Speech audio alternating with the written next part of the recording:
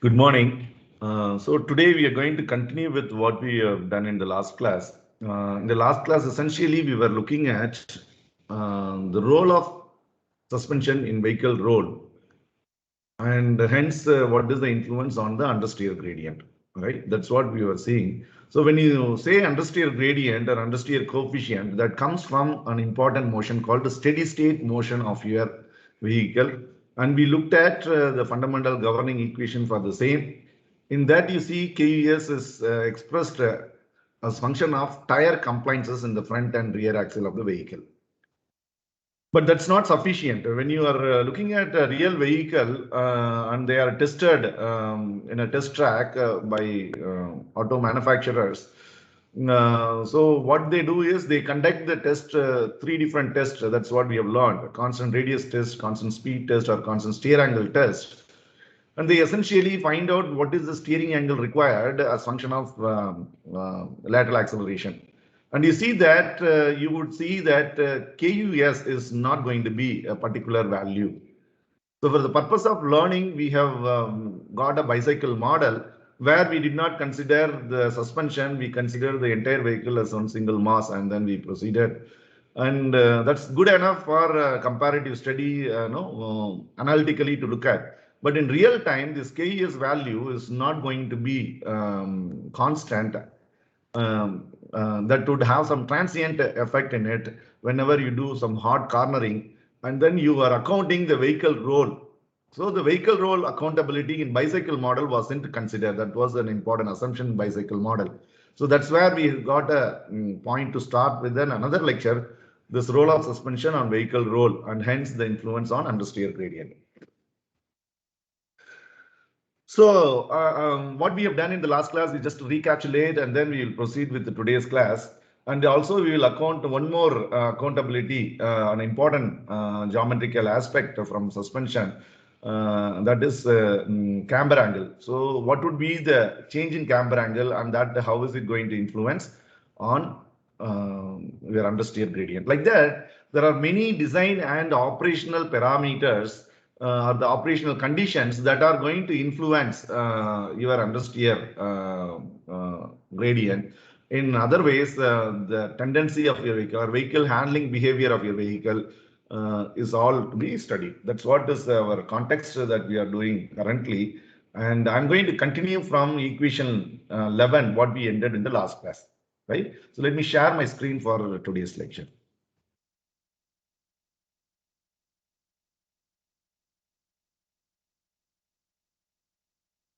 So let's look at what we did in the last class quickly, and then we get into today's class. So we look at this equation which is appearing on the screen. Delta F is equal to L by R plus KES U squared by RG, where KES is understeer gradient, primarily depends on only your front and rear tire compliance in the axles. Also, very important, the C alpha F and C alpha R, what we had here, are linear tire model.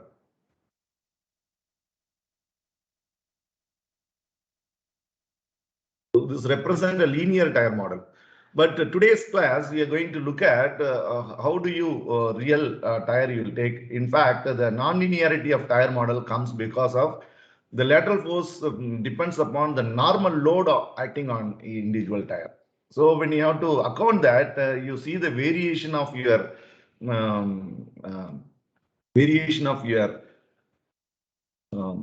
this cornering stiffness would be function of FZ. We will be able to account. So that's what we are going to see. And you see what we were doing in the last class is we looked at an important vehicle model for this roll effect to account. So we have taken a half car model looking at this van type vehicle and considering a section plane through its CG, and you look at from front and how does it appear is what is this model. And we looked at contextual free body diagram for our steady state motion here along with the required geometry. So in that process, we were able to write down these equation 1, 2, and then equation 3 and 4. So equation 4 is very important, where you see in a particular axle or in this case, it is not a particular axle. In this case, model, how do you have to look at the front two, the one side, that is on outer side, both tires are taken together, and on inner side, both the tires are taken together. So this one axle represent both the solid axles in the front and rear. Like that, you should assume in this model. So if you consider like that, there are two important mechanisms that are playing a role in order to look at what would be the change in vertical load because of the lateral load transfer during hard cornering. And there are two mechanisms. One comes from the lateral load transfer due to cornering force that are generated in the road interaction. Another one is the lateral load transfer due to vehicle roll. Right. So there we have defined importantly this K phi is what is defining a roll stiffness of your suspension. Phi is what is the roll angle of the suspension. So here this first term is an independent of vehicle roll. The second term has got more pronounced role of your sprung mass with respect to your unsprung mass. So this is predominant mechanism for your change in normal load in the tire. So this is an important equation number 4 that would be very helpful to find out what would be the roll moment distribution in the front axle and in the rear axle, right? So this equation is very important equation. And here we are able to relate what is roll stiffness with your suspension stiffness, vertical stiffness. So that's very simple. Remember this relationship. And then when you have to look at why is it so important roll moment distribution, because the lateral load transfer that takes place. So we are going to calculate this front axle roll moment distribution and rear axle roll moment distribution. And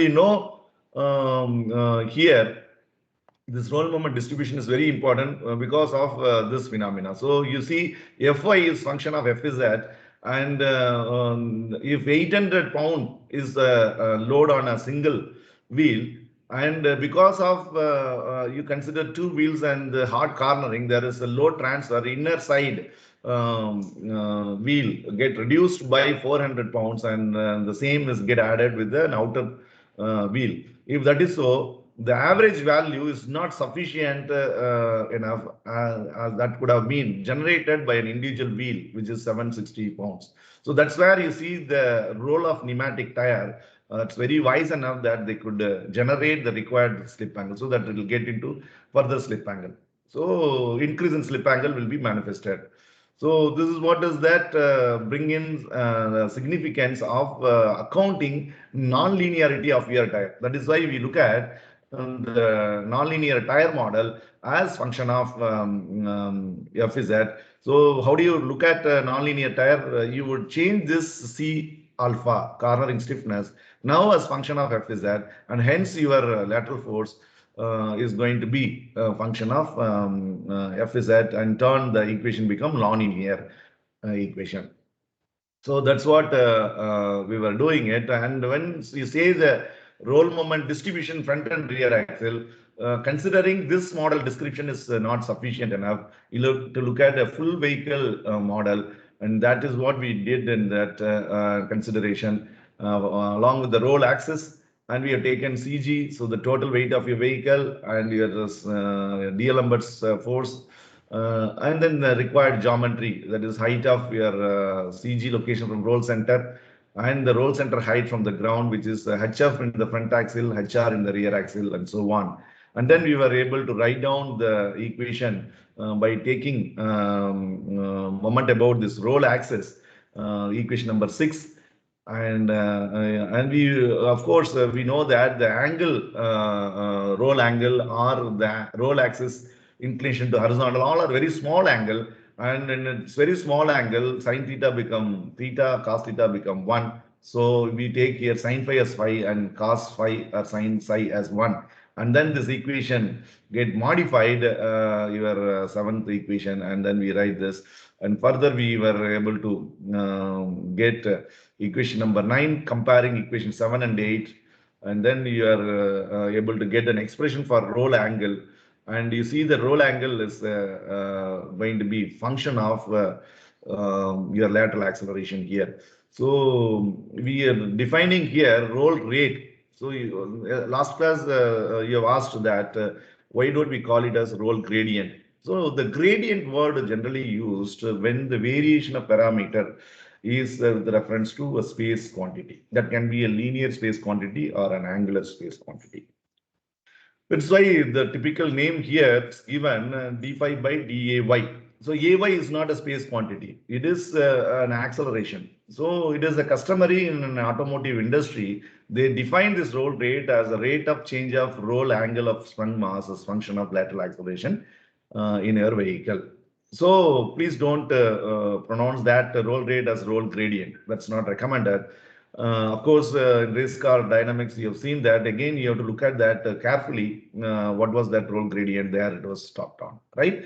Okay, that keeping it aside, getting back again, we derived till this equation 11, where we defined these two important uh, parameters of your roll motion of your sprung mass, and that is roll angle measurement. How can you get? And this roll angle is depends upon this lateral acceleration. So as the lateral acceleration increases, you would have your roll angle increase. Of course, this roll angle is also a function of your load in the vehicle, geometrical aspect, that's H1. What is the height of your CG from the roll center in your vehicle? And you see K5F and K5R. What are K5F and K5R? They are roll stiffness in the front axle suspension, roll stiffness in the rear axle suspension, and so on. So entire vehicle parameter, the geometry as well as the motion, which is this lateral acceleration getting dictated, because you see here the rolling radius and so on of that. So the geometry and operational condition get influence the motion of your sprung mass of the body, sprung mass of the vehicle relative to unsprung mass, and that mechanism play an important role in your influencing an understeer gradient. Whenever the roll takes place, the understeer gradient get changed, and that changing understeer gradient is what we are making an attempt to derive. In that process, we account not only suspension in our model, also we account going to account the tire to be a non-linear tire model, right? So that's what is the understanding with we can concluded the last lecture, and that is the right point for us to proceed with the today's class. So let me just write down today's lecture is lecture number 28, and today's date is 18/10/2021. Right. So let me just write down the equation number 4 of the previous class derivation. So where in that equation 4 is given by 2Fy into HRC by T plus 2K into phi by T. So this was equation number 4 in the previous lecture. You can just look at it. So this is that I was telling you an important equation. So the change in normal load in your model, half car model. So when you see in a half car model, this delta F is for two wheels because the front and rear axle, one side wheel, outer wheels are taken together, inner wheels are taken together. So when you look at this, the delta F is for two wheels, we should understand. And 2Fy by T into HRC, that's the role of your unsprung mass, and this is due to role of your sprung mass. So this equation is what is that equation that I take again. And why do I take that again is because I want to rewrite this equation by considering, I know my Fy is what is M U squared by, so this M U squared by R. Or I can rewrite this as W U squared by RG.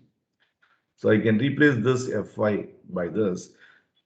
And if I do so, my equation is going to be changed like that. And also I'm going to take this T by 2 by T on this side. So if I do that, delta F is at by 2 into T.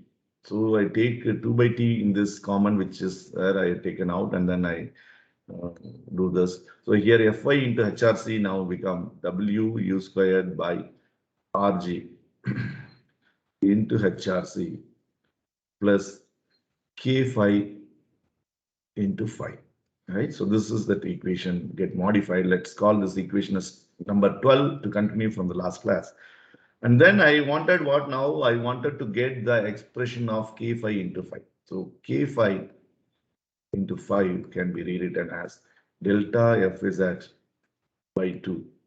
So when I write delta Fz here, it is for two wheels, outer, front and rear two wheels together. Like that only we have been doing it in the previous. By 2, if I do it's per wheel, you can consider like that. Into, so this factor dividing, you can consider this as one wheel, what would be the change? Like that you can consider into T minus this goes on that side. So it's WU squared, WU squared by RG into HRC. So this is equation number 13. And if I have like this is what is now my half car model. This is from half car model.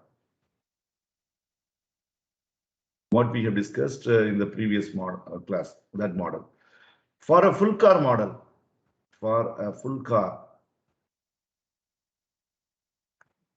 model, I can look at this K phi into phi as a front axle roll moment distribution. Similarly, for the rear axle roll moment distribution. Like that, I can write. So when I consider full car model, I have to look at what is the roll moment distribution. Roll moment distribution. So roll moment distribution in the front axle would be given by K phi subscript F. Look at the subscript F. It is roll stiffness of my front axle suspension into phi, where the phi is not phi up and phi up. Phi is for a sprung mass, and the roll in front as well as in rear axle is same as what we have considered. So into phi is what is now going to be. How this equation is going to be, first term is going to be delta F is at delta F is at, and I use here subscript F, front axle. So when I do front axle, then right and left or inner and outer two wheels by 2 if I do it's per wheel, like that, into TF minus, and this W is going to be now what the load distribution in the front axle. So this is going to change now. Instead of W, that's going to be WF, the load in the front axle, into HF. So HRC is become what? A HF now. So that's what is that our model here. Look at this model. So I have this HF. So when I look at here, this equation WF is acting here, then this mass would have my centripetal force generator, hence my D'Alembert's force, and similarly another mass WR into this. So individual axle I am looking at it, right? So if we have to do that way, this equation get 13 equation get serving as to write these two equations into U squared by RC. So this is one equation for front axle, and similarly I can write it for a rear axle. What is that? K phi R into phi, that's equal to delta F is at, instead of subscript F, I will use subscript R by 2. And this is TF, instead I'll write TR. What is this T? By the way, it is tread or track, wheel to wheel in an axle distance. Minus the load in the rear axle would be WR into HR. So this HR is the height of roll center from the ground into U squared by RG. So this set of equation now is equation number 14. I hope we are able to follow me. It is making sense that how do you write these two equations, right? K phi F into phi and K phi R into R. And also now we know what is that? Delta F is at F. So when I write delta F is at F, it is for the front axle. What is the change in normal load? That can be written as F is at F naught minus F is at Fi, right? So I'm taking per axle and I'm writing it down what a front axle, what would be the change in normal load. So the load in the outer wheel minus load in the inner wheel, normal load in the inner wheel. And what would be my normal load in the front axle? That is summation of these two. F is at F naught plus F is at F5. Is it not? So this is the equation number 16. Sorry, 15. So now whatever we are doing it all for a full car consideration. So per axle when you look at, I'm able to write this. So now if I add this equation set which is in 15, I would get what adding 15, adding equation 15. There are two equations 15. Adding this, I would have delta F is at F plus WF. So if you look at this individual term or two wheels, remember the two wheels, WF is two wheels. When there is no roll, if I take half of it, that's one per wheel like that. So you should understand these terms refer what. And this addition would be now, since these two are plus and minus, that goes off, that's become 2F is at F naught. 2F is at F naught. And if I do subtracting from this second equation to first equation set 15, I'll get what? WF, I'll get. When I subtract, this will become 2 times or yeah. So let 2 times this become WF minus delta F is at F is equal to 2 times F is at Fi, right? So this goes off. So from this I can get now. What do I needed? I needed what is my F is at F naught.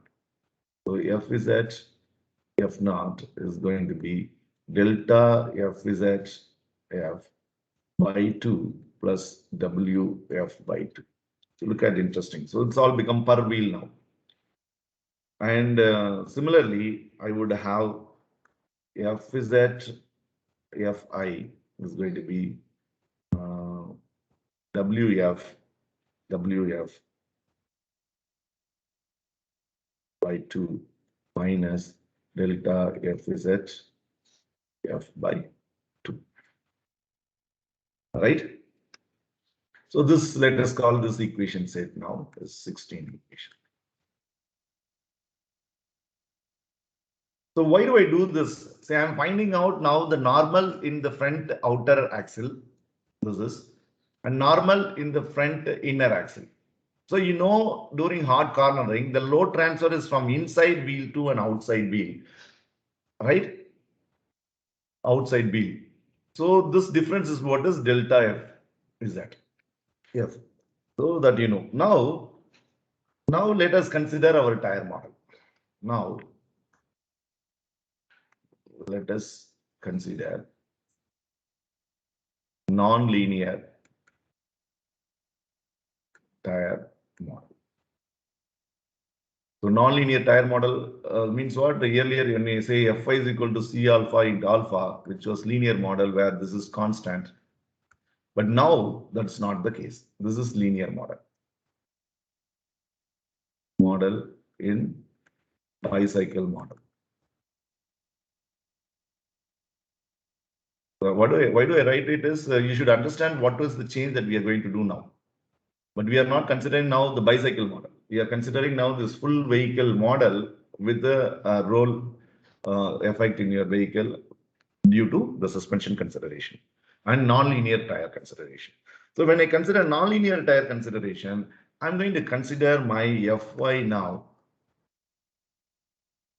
I just put non-linear tire, so this with the prime as A F is at minus B F is at square into alpha. See, my tire model is now become like this. So this is per tire. This is per tire. I consider. See, look at my C alpha is now is function of. So the C alpha here in nonlinear tire model. Why do I call this as a nonlinear tire model? The C alpha is no more constant. C alpha is function of F is it. So how do I take that function? A simple nonlinear function, a quadratic equation. So A into F is z minus B into F is z square. So this is my C alpha. I put with the prime dash so that you can differentiate this from this, which is constant. So C alpha dash is now this. So what is this equation? Fy dash is C alpha dash into alpha. This dash refer to nonlinear model, and the nonlinearity of the tire is expressed through the nonlinear variation of your cornering stiffness, and that is function of normal load acting on the tire. So if you look at here, this FZ is now per wheel tire. Don't misunderstand. This FZ in this equation is per tire. So FZ is the load on per tire. So in this case, WF, when you look at it, is load in an axle. So WF by 2 is what is FZ here, you can say like that. Or here, so far till 16th equation, my FZ referring to simply two wheels. But now this is just description of my tire model. So let's take for two wheels and then go ahead instead of to avoid this confusion. So if I consider two wheels, what would be my Fy? I'm going to consider like that. So for two wheels or for two tires, my Fy is going to be 2A Fz minus 2B Fz square, right? Into alpha. So the two term here in this, if I put for two tires, that can be two tires in the axle, or that can be one side two tires in half car model, like that you should consider. So, or I can also consider this Fy is nothing but Fy naught my plus Fyi, right? Fy naught plus Fyi, and that's I can rewrite this as A F Z naught minus BF Z naught square. That's for one tire, that is this, plus AF ZI minus BF Z naught ZI square into alpha. Like that also I can consider. So let's call this equation set here. This equation set here as equation set 19. So I'm just going to, why here it's 19. So there are equation now here after 16, 19 I'm writing. So 17 and 18. What are 17 and 19? So 17 equation is from this. 17 equation is from this again.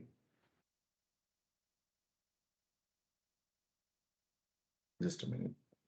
Numbering, let me just have what I have it in my hand. So this is 17.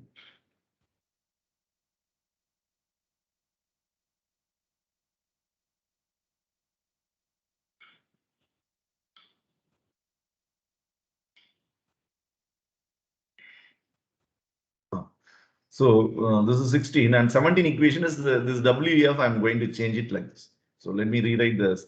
F is at F naught as delta F is at F by 2 plus, and this WF I'm going to write it as the F is at WF. I'm going to write it as F is at F. F is at F. And F is at F by 2 because WF is what is WF is front axle load, and that is F is at F. So this term, why do I use F is at F is because I don't represent WF as in my free body diagram. That's for convenient. So these are same. So if that is so, I'm just rewriting this. And this equation F is at Fi is going to be, so WF, I will change it as F is at F by 2 minus delta F is at F by 2. So when I write f is at f, similarly you can write it for rear axle also. We are not considering rear axle, only for front axle we are doing it. And the similar way you can proceed and find out for the rear axle later, right? So this is what is this two equations set is what is the equation 70. So just to change this, WF is replaced by F is at F. That's my equation 17. And defining nonlinear tire model here, these two equations set as 18 I number, and this is equation set 19. So now substituting equation 17. Why do I write this? Substituting equation 17 into 19. 17 into 19. So here I have it for f is at naught, f is at I. So when I write f is at naught, per axle when I write, I can replace simply with the subscript f is at f naught, f is at f naught, f is at fi, like that. Half car one side if I consider, then this is 2. So that is what you should not confuse it. You should always imagine and then go ahead with looking at the equation. So now I consider the second equation here in equation 19 and I'm going to take it per axle. So FIF is FIF naught plus FIFI. And then here it's going to be with subscript F. And that is how I'm going to write my equation. So what is that equation? Is this. So I'm going to write now FYF. Front axle only we are considering in our analysis at the moment. And that's going to be A into FY F naught. F is at F naught minus B into F is at F naught by F is at F naught square, right? Plus A into F is at Fi inner minus B into F is at Fi square outer. So into alpha. So this is my FIF. And that's going to be now substituting F is at F naught, F is at I, which is from equation 18. I have it here. Equation 18 is 17. So look at this. We have written this thing.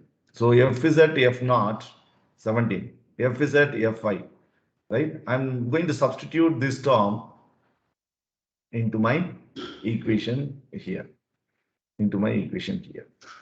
So this is from equation 17 and 19. So substituting 17 into 19 is what I'm doing. So here I've written 19 equation for convenient per axle.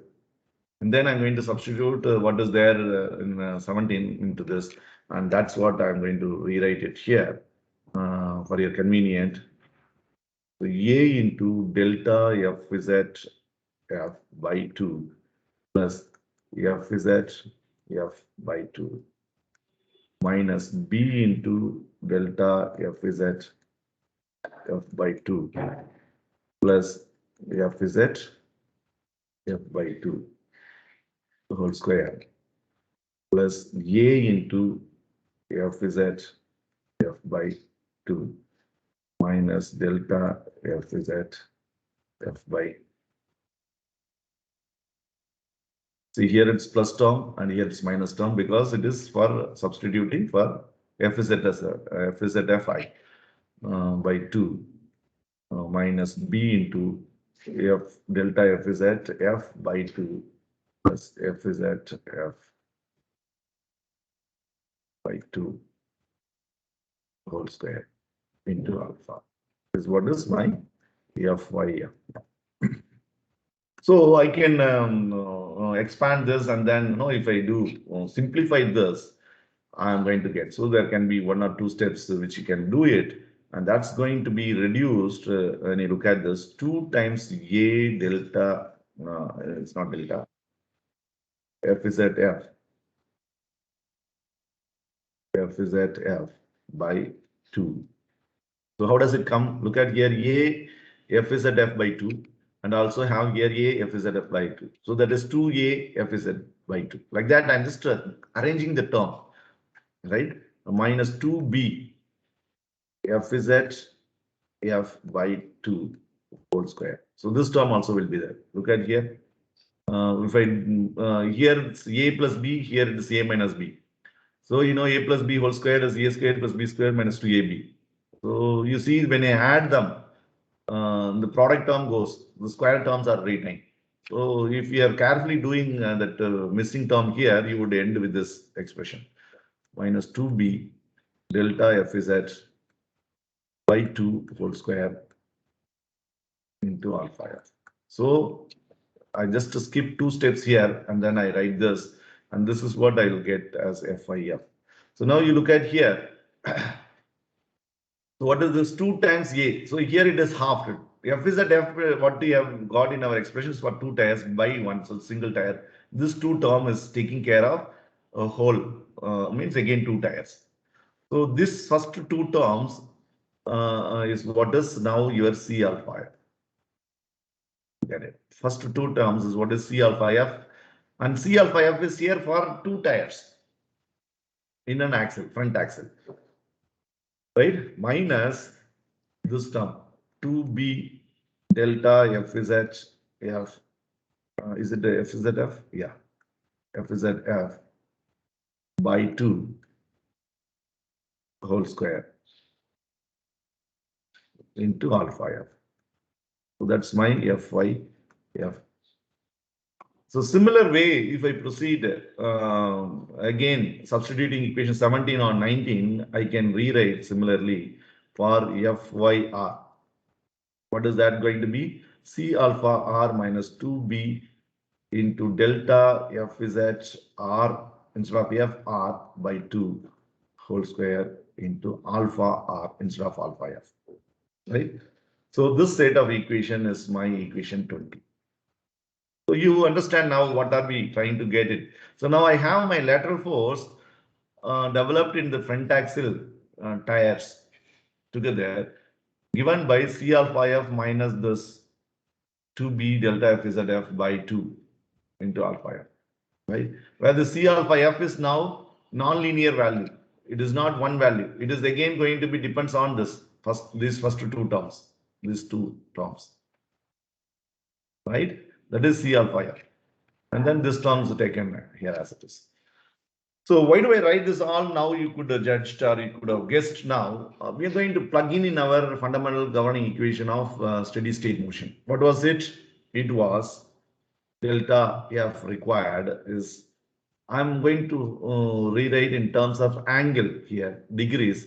So 57.3 into L by R. You already looked at, you can also write in this form. And I'm going to take an absolute value. So this, instead of minus sign, I put here plus. Only I'm taking a modulus value of alpha F minus alpha R. This is alpha F, alpha R. Right? So this is our governing equation as per textbook Gillespie. There they don't use the sign convention. Rather, they take the absolute, the magnitude of this angle. But what we had done so far is delta F is equal to L by R minus alpha F plus alpha R. In our derivation, you know this alpha F is minus because it is taken in a negative direction, and alpha R also minus. That's why when we substituted in a bicycle model for Fy F as minus C alpha F and alpha F, we have done this minus sign indicate that it's a negative angle like that and so on. So keeping that clearly in mind, you can also look at now this equation available from Gillespie. As I follow this derivation, the textbook Gillespie, I take this equation now. So this is your governing, fundamental governing equation.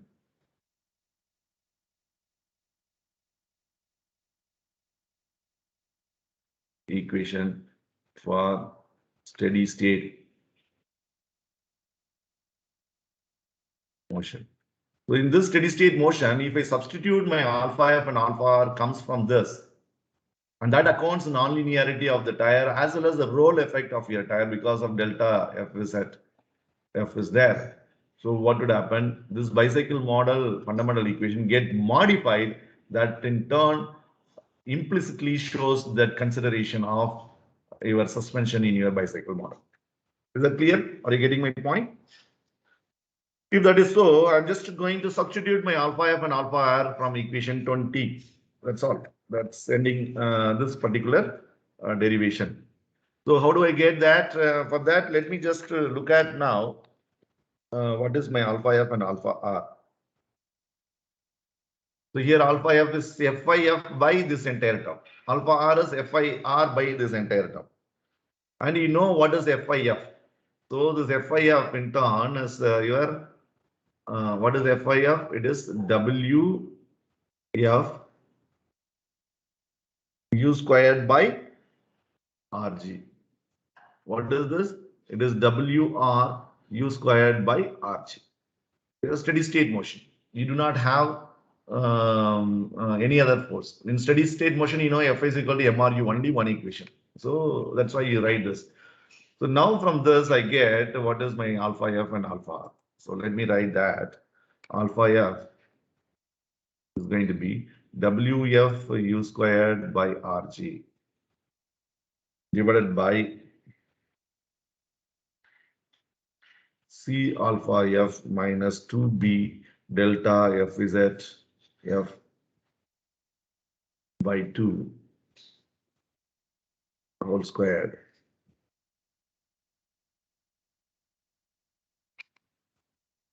And alpha R is going to be WR U squared by RG divided by C alpha R minus 2B delta FZ F, sorry, R by 2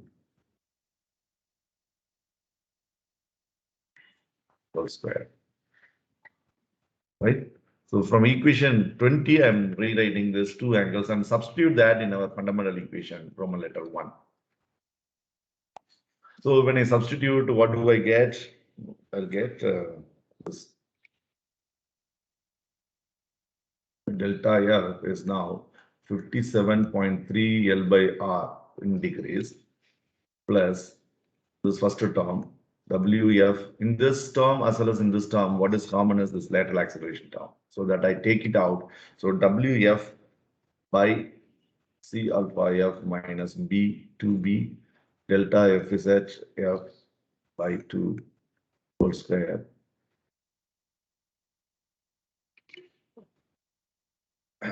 minus WR.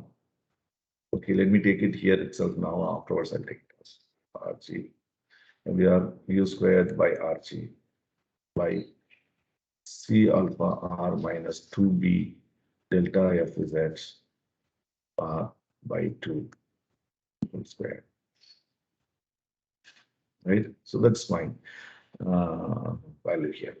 So now you see that C alpha value, if the C alpha value of my carbonic stiffness is much greater than what is this term. This term here, what is appearing is very much greater than this term. 2B delta F is at F by 2. This change by 2 against square term. So this term, if you look at, if this is the condition, if this condition holds, then I can write this in this form. What is that form? I in mathematics you looked at the series 1 by 1 minus x. If I can rewrite this as 1 plus x minus x squared by 2 factorial plus and so on. Like that I can write. And x squared by 2 factorial, these all higher order terms. Errors are very minimum. I can neglect. I can have this 1 by 1 minus x to nothing but 1 plus x using this series. So if I have to apply that here, what would happen to this equation? So let's call this equation now as 21. And the 21 equation is going to get modified now like this. So what is that I'm going to do? Delta F is equal to 57.3 L by R plus I'm going to take this WF term out, WF U squared by RG term as it is, which was there in numerator. And from here, C alpha F I'm taking out. When I take C alpha F out, it is 1 by 1 minus x term, like this a series to use. I'll have convenient if I take C alpha F from the denominator in equation 21. So if I take that out, C alpha F out, I would have now this is going to be what 1 minus 2b this, and the C alpha F also would be there here, right? And 1 plus x, so this would be 1 plus 2b delta F is at F. F is at F by 2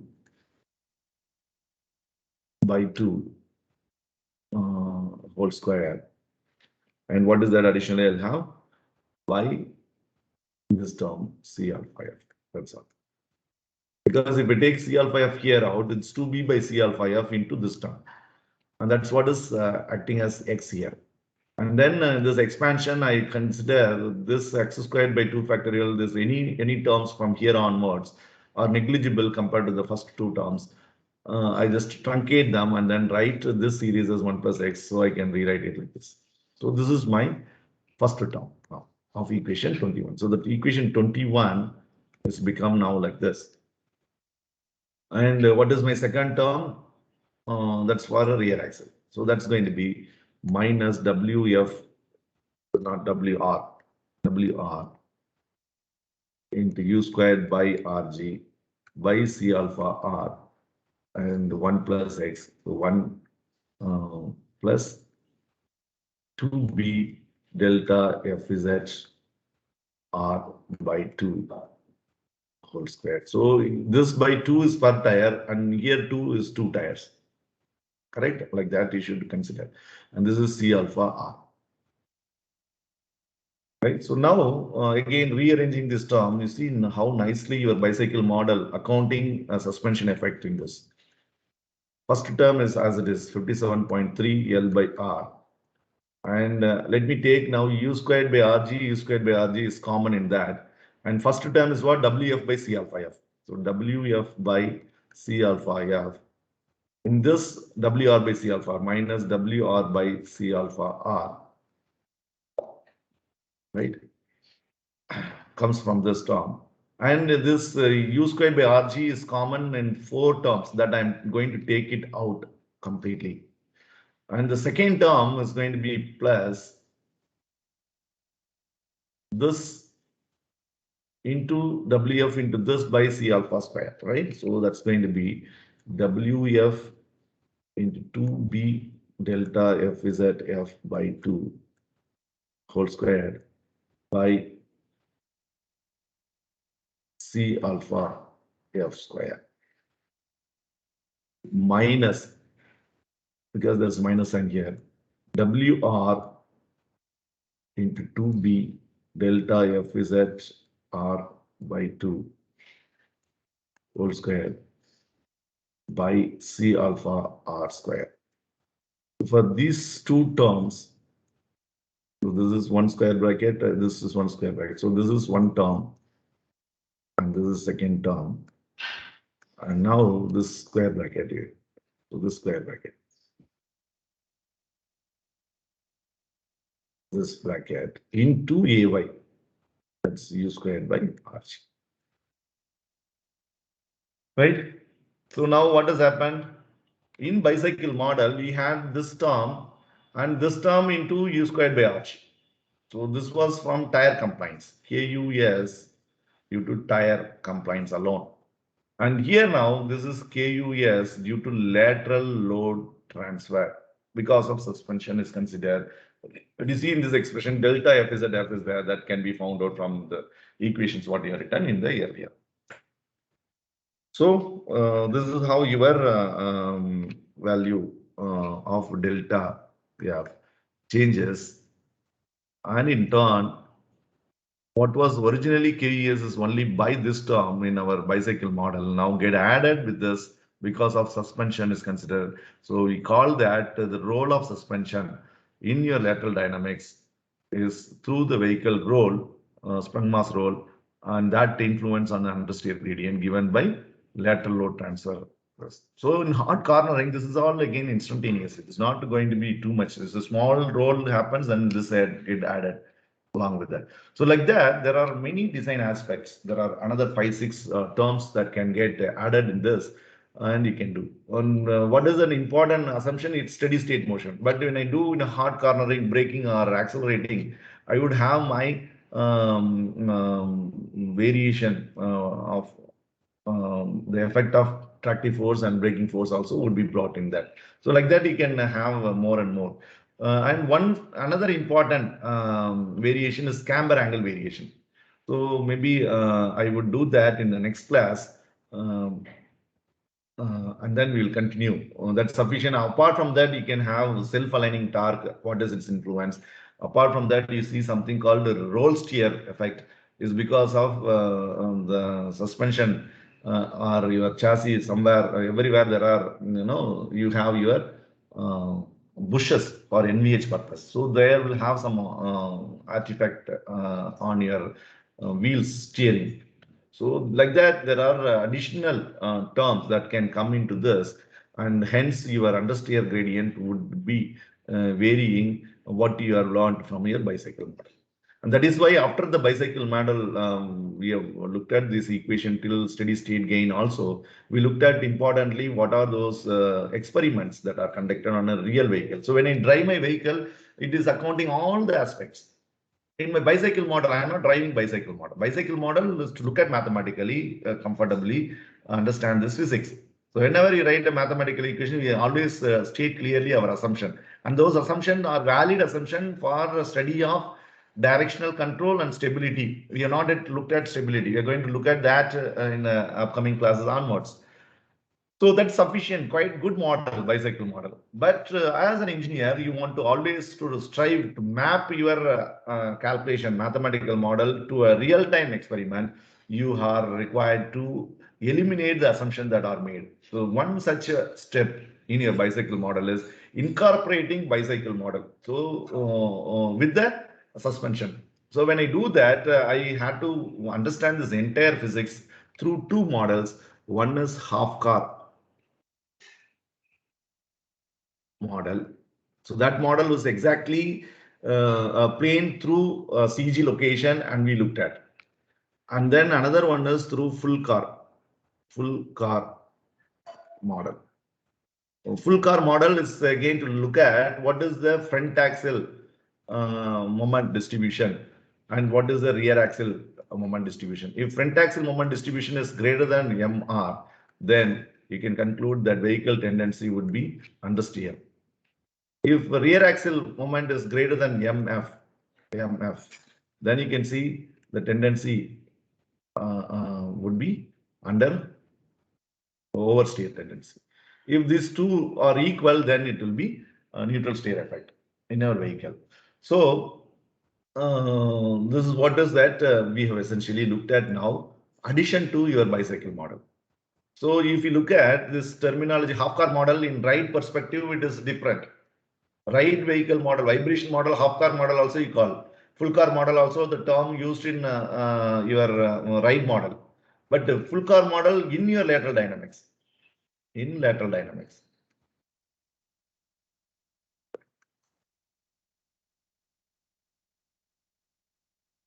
Makes refer to what? Refer to these.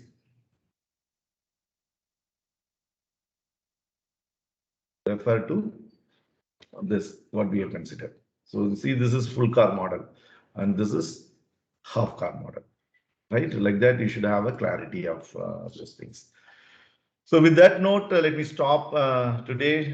So you have understood this effect of nonlinearity of tire as well as suspension, their role in changing understeer gradient, hence the handling capability or handling characteristic of your vehicle that we have studied. So I will teach you one more effect due to camber angle change.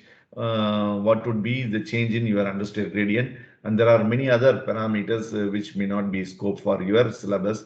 If you are interested, I can provide video lectures of those later on, but not necessarily for your syllabus copy. So you will look at the camber effect in the next class, and then we will shift our gear into understand the vehicle stability.